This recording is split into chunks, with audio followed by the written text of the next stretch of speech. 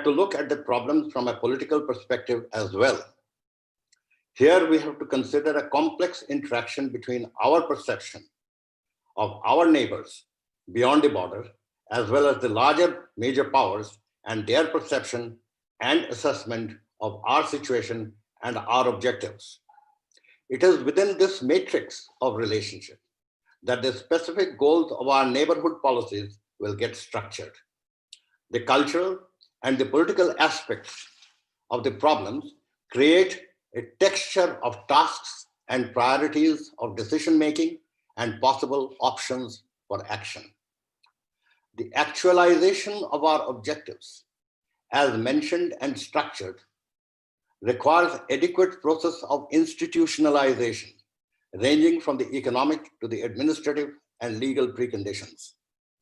This institutionalization of our neighborhood policies themselves create further problems and difficulties. Hence, all the three dimensions, namely the cultural, socio-political, and institutional, enter in a complex interaction calling for skills and patterns of leadership at all levels of the problem. Therefore, we have a final dimension of how various forms of leadership may be required to respond creatively to the complexities of the problem.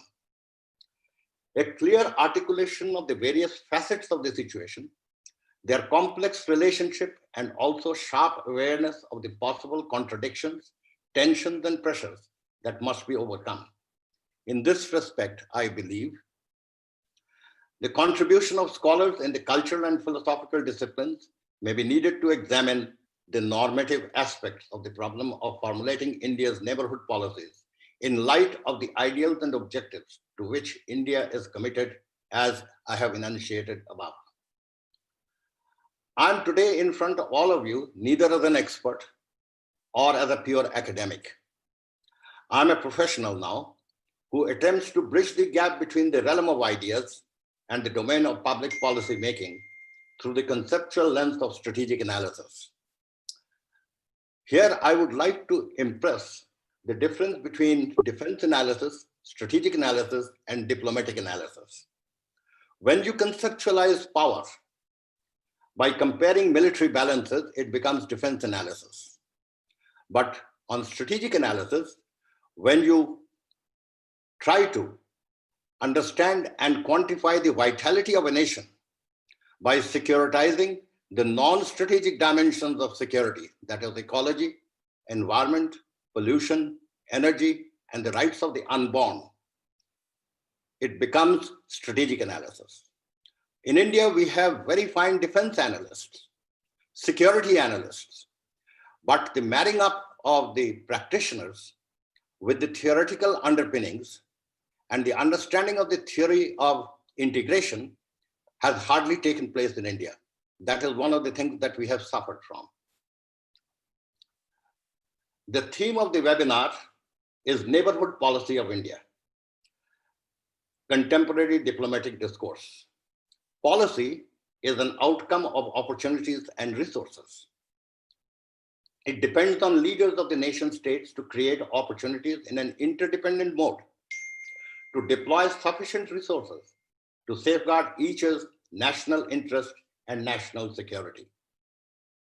Also, it must be noted that today the political leadership globally and regionally are not transformational in nature, transformational, but transactional in nature, in which economics plays a major influencer in decision making, be it diplomatic discourse or strategic endeavors, military or non-military. As the theme is Indo-centric in nature, it is essential to maintain that unless the contemporary approach is an integral part of India's strategic objectives, it will be a waste of time. Also, we must know that in policy formulation, theory can never supersede experience and judgment, but it catalyzes both. Here we are faced with a major problem of theoretical aspect of international relations, in which in the Asian context, it has become atheoretical. The entire dimensions of applying theory to practice has been hijacked by area specialists who rely on privileged information accessible to the government domain experts. The entire Indian diplomatic discourse related to policy orientations are handled by less than 900 officers of the MEA, entrusted to look after 215 countries. Even New Zealand has got 3,000 officers in their diplomatic corps. Thus, any out-of-box thinking traditionally has been overstaffed by retired government personnel in every organization entrusted for policy analysis. This is where I feel the academia has to come in and fill up the gap. The malady is not merely restricted to India, but is prevalent to every neighborhood states of India, including China. Today, we are faced with China, and let me interject and say, we are faced militarily with a military which is highly unprofessional, highly politicized, and has not seen a major battlefield in the last 3 decades. That is something which is advantageous to us, and we must understand it. Therefore, India's halo of a leader of peace, social harmony, and economic growth has to be projected in a manner which conforms to the cultural and civilizational practices and preconditions which have emanated from the ancient times. The best example is that of Emperor Ashoka, who gave up his hegemonic policies and replaced with peaceful means and strategized the incorporation of peaceful coexistence. However, I must emphasize that Ashoka incorporated his peaceful coexistence policy from a position of power and strength and not from weakness. Hence, for India to be relevant as a peaceful leader, not merely in South Asia, but at a global level, she has to be strong economically, militarily, socially, and in political leadership, which can decide and convert its intent into implementable policies. India may, however, encounter temporary setbacks, as we observe in our own time at bilateral as well as multilateral levels. However, it does not take away the intrinsic quality of this approach for reducing our strategic intentions or strategic thinking as relevant in the contemporary global atmosphere of power correlations, which needs to be maintained to have India's uninterrupted strategic rationale to augment peaceful coexistence and interdependence with our neighborhood states.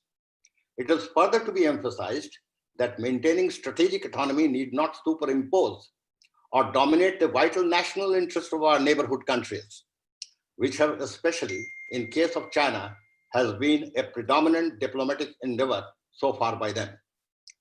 The strength of Indian policy lies on the robustness of India's civilizational and cultural precondition and ties that India has wedded to and continue to emphasize even today in the most trying conditions of regional instabilities that we are witnessing. India, hence, and it must be emphasized, does not look forward to any action which can be remotely seen as a process of forceful unilateral imposition on others regionally or globally. I will divide the geographical expanse of the theme of the webinar in 3 distinct parts before I conclude.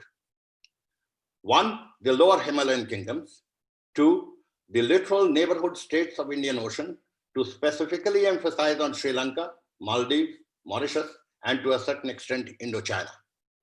Immediate neighborhood states of China, Pakistan, Afghanistan, Bangladesh, and Myanmar. What then are the takeaways as a source of discussion in the coming 2 days of the webinar related to 3 geographical identities proposed? First, towards lower Himalayan kingdoms comprising of Nepal, Sikkim, and Bhutan. In bullet form, we have first an intrinsic political, cultural, and social relationship unique to the modern international relations to all those states which are sovereign, independent, and form part of international community. 2, we have to strategically and diplomatically the Indian policies towards them to establish peaceful, interdependent, and cooperative action to ensure that they remain free from any anxiety of and Indian policies that may be viewed as detrimental to their national and strategic interests. 3, in this venture, Indian diplomatic efforts should be so calibrated that it gives no opportunity to any of these nation states to be apprehensive of India's size, economy, and other capacities to project power. 4, instead, the Indian policies should encourage the same features to be leveraged by them for simultaneous growth and regional stability. The second is the littoral states of Indian Ocean. We have to realize that some of these states have already become a part of the playground of global strategic interests, where India's geostrategically can be considered to be legitimate power at strategic level to maintain peace and stability in the region. 2, there exists a socio-cultural linkage between India and especially the people there, which has large Indian diaspora existing from time immemorial. India has been in these regions covering economic, social, and cultural practices in the past, which continues at the present and will continue in the future too. Towards our immediate neighbors, it is truism that one can choose one's friends, but not one's neighbors. Hence, India has to live with this realism while formulating doable policies to, first, ensure India's intentions are not misconstrued. First is the intention which should not be misconstrued. Second, India's approach should not be allowed to be misconstrued by our neighbors. First is the intention, the second is the approach. The third is India recognizes that there might be genuine differences which India should be prepared to negotiate and resolve peacefully.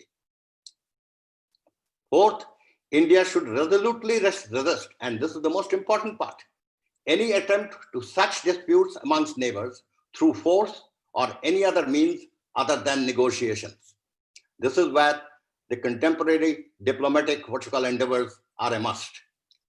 5, and the last one, India has to respect the sovereignty of neighborhood states and formulate policies accordingly.